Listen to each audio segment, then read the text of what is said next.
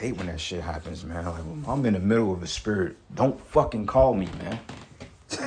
I even got my phone on Do Not Disturb. If you see my phone on Do Not Disturb, don't fucking call. I hate that shit, man. Like, have some consideration, right?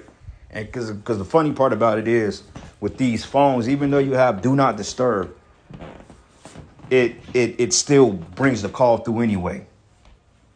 You know, when they leave a voice message, it totally throw you off. And then it pisses me off because now I gotta upload 2 fucking videos, and I don't want it. That's tacky to me, and I ain't got the time to put it all into one video and go edit, man. Look, we do lessons on the fly through the spirit. I don't have the leisure time to sit back and do all that, man. You know, but that's a future reference. If you see the phone on Do Not Disturb, don't fucking call. Wait, have some patience, man. You know, it was a coworker of mine. What the fuck you calling me for? Email it or something. I don't know. Don't ask me. Ask your supervisor. What the fuck you calling me for? Anyway, Wisdom of Solomon 2, and I'm going to start at verses 10. It says, let us oppress the poor righteous man. Let us not spare the widow, nor reverence the ancient gray hairs of the age. It says, let our strength be the law of justice, for that which is feeble is to be found nothing worth. Okay, and that's the point. It says, let us oppress the poor righteous men, because that's what it's about at the end of the day. All right, but anyway, I'm going to end it. I'm going to play a little bit more of this video, but I'm going to end it giving all praises and glory and honor that's due to Yahweh Bashim Yahweh Shai. Lord's will, you will edify until the next lesson. Shalom.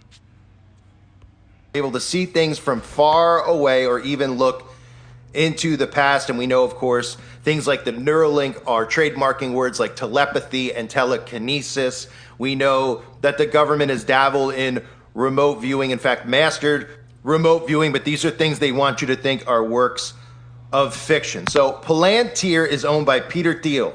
So Peter Thiel is known most notoriously for being one of the co-creators of PayPal, along with Elon Musk. And Palantir is in bed with the CIA. Follow the leader may soon become follow the lawmaker when it comes to playing the stock market. Tonight we look at a new app that allows you to copy trades made by congressional leaders. Congressional correspondent Aisha Hasni shows us from Capitol Hill. You can't beat them, you might as well join them. That's exactly what Chris Joseph set out to do when he co-founded Autopilot, a new app that lets you copy. The NSA, the Air Force, the Marine Corps, all forms of our government operate through Palantir. And it reminds me of the movie that just came out, at least the trailer that I saw for this movie called Mountainhead, where they're showing you how these tech billionaires are manipulating and controlling all of the world events. These people are people that need to be identified as people who are bringing about this globalist new world order, this technocracy control system, this digital grid that they're trying to bring forth. These people are hiding in the shadows. We're all looking constantly at the Klaus Schwabs of the world, but we need to start looking at the people like Peter Thiel and the guy I'll eventually get into in this video, Alex Karp, who is as wicked as they guess. But guess who else is in bed with Palantir? Well, Elon Musk is also in bed with Palantir. And over the last couple of days, with all of the stage drama, which is another distraction that they're doing with Donald Trump and Elon Musk has been tweeting out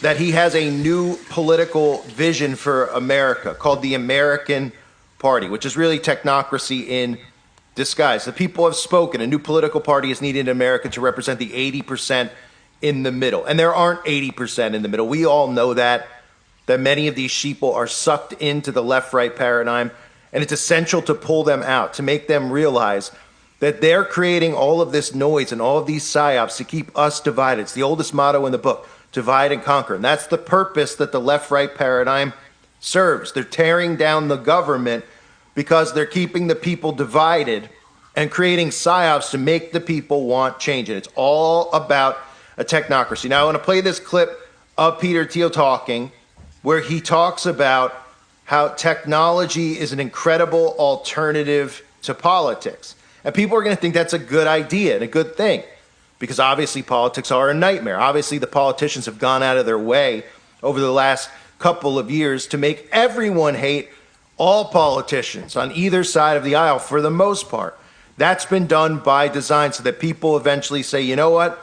Let's get rid of politics. These people are corrupt, and let's go through technology, because technology doesn't see sides. Technology just sees Right down the middle, they'll convince you. But of course, the technology is going to enslave you. It's going to give them master control over everything. And here's Peter Thiel as well, as you can hear the disdain in his voice about Christianity. Because as I'll get into eventually in the video, Palantir is involved with everything going on over in Israel. And if you think the Palestinians, the Muslims are the only ones that are going to be targeted, think again. Because they despise Christians even more. And this will give them ample opportunity to target Christians when they're monitoring everything they're saying, every email they're sending, anything in regards to the synagogue of Satan or anything else that they consider hate speech. So here he is talking about these multiple